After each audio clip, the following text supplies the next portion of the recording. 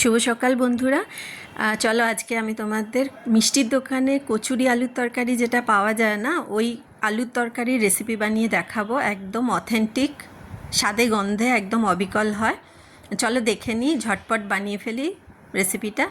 প্রথমে একটা কড়াই নিয়ে তাতে সাদা তেল দেবে, অবশ্যই এখানে মেনশন করে দিলাম আমি সাদা তেল নেবে। তাতে কিছু ফোড়ন দেবে, যেমন ধরো জিরে, সাদা জিরে ফোড়ন দেবে, তারপরে গোটা গরম মশলা কিছু দেবে, আর দেবে হচ্ছে গিয়ে তারপরে দিয়ে দেবে কাঁচা লঙ্কা দেওয়ার পর তাতে দিয়ে দেবে বেসিক কিছু মশলা, যেমন হলুদ গুঁড়ো, লঙ্কার গুঁড়ো, জিরে গুঁড়ো, ধনে গুঁড়ো, নুন স্বাদ মতো।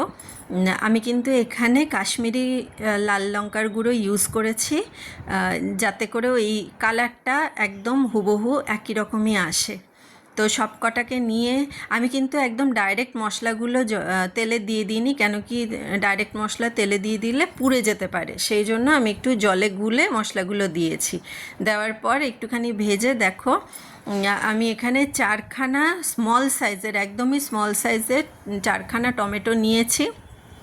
টমেটো কেটে সুন্দর করে কুচি কুচি করে, এখানে কিন্তু টমেটোর কোয়ান্টিটিটা একটু বেশি নিতে হবে, কেন কি এই তরকারিটা এরকমই লাগে। আর 5টা আলু আমি সিদ্ধ করে নিয়েছি, মিডিয়াম সাইজের 5টা আলু গোটা গোটা সিদ্ধ করে নিয়েছি। সিদ্ধ করে নেওয়ার পর দেখো, আমি কিন্তু হাতের সাহায্যে এরকম চটকে নিলাম। এবার দেখো কিছুক্ষণ ওই টমেটোটা গলা অবধি ঢেকে রান্না করলাম। এবার রান্না করার পর দেখো আমার টমেটো মনে হয় মোটামুটি গলেই এসছে। এবার ওই যেটা গোটা গরম মশলাগুলো দিয়েছিলাম না, এবারে চাইলে তোমরা সেগুলো তুলে ফেলে দিতে পারো, কেন কি ওই ফ্লেভারটা পুরো এর মধ্যে মিশে গেছে, আর দরকার নেই। তাই আমি ওই গোটা গরম মশলা, তেজপাতা আর ওই বড় এলাচ এগুলো একটুখানি তুলে ফেলে দিলাম, কেন কি যখন খাবে মুখে পড়লে বড়ই বাজে লাগে খেতে, তো ওই জন্য ওটা সরিয়ে দিলাম। এবার দেখো এই যে আলুটা নিয়ে এবার দিয়ে দিয়েছি। এরকমভাবেই কিন্তু হাত দিয়ে চটকে নিতে হবে, খুব বেশি চটকাবে না, জাস্ট একটুখানি হাত দিয়ে এরকম ভেঙে ভেঙে নিতে হবে আলুটা। দেখো এবার আলুটা দিয়ে একটুখানি ভালো করে কষাতে হবে। কষানোর পর আমি এখানে জল অ্যাড করছি।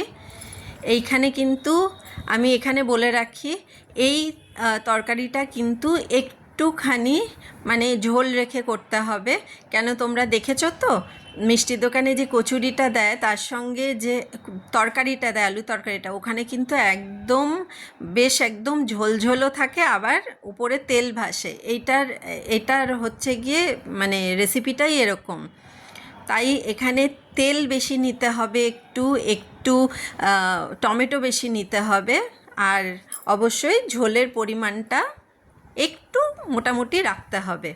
আর দেখো আমি এখানে স্বাদ মতো একটু চিনিও দিয়ে নিলাম। চিনি দেওয়া মানে এই নয় যে তরকারিটা খুব মিষ্টি হয়ে যাবে, চিনিটা এই জন্যই দিলাম যেহেতু এখানে টমেটোর পরিমাণটা একটু বেশি, তাই ব্যালেন্স করার জন্য একটু চিনিটা দিলাম।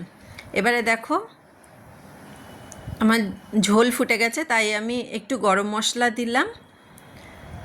একটু গরম মশলা দেওয়ার পর একটুখানি কাসুরি মেথিও দিতে হবে ওপর দিয়ে। এগুলো কিন্তু একটাও স্কিপ করা যাবে না, তাহলে কিন্তু স্বাদ আর গন্ধ ওই রকম আসবে না।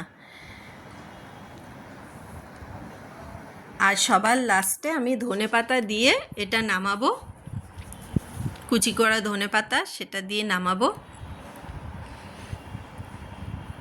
বন্ধুরা তোমরা একবার বাড়িতে এই ধরনের তরকারিটা বানিয়ে দেখো, একদম অবিকল, একদম পুরো কচুরির তরকারির মতোই খেতে হয়। মিষ্টির দোকানে যে কচুরি সঙ্গে তরকারিটা দেয় একদম অবিকল ওই রকমই খেতে হয়।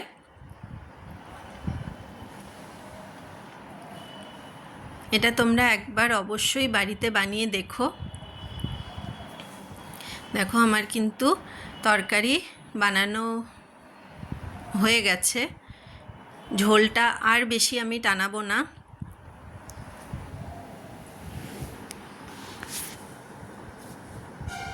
কনসিস্টেন্সিটা এরকমই থাকবে। এবার আমি একটা পাত্রে এই তরকারিটা তুলে নিচ্ছি। দেখো বন্ধুরা, তোমাদের যদি এই রেসিপিটা ভালো লেগে থাকে অবশ্যই একটা লাইক কমেন্ট এবং শেয়ার করে দিও। দেখো ঠিক এরকম দেখতে লাগবে তরকারিটা।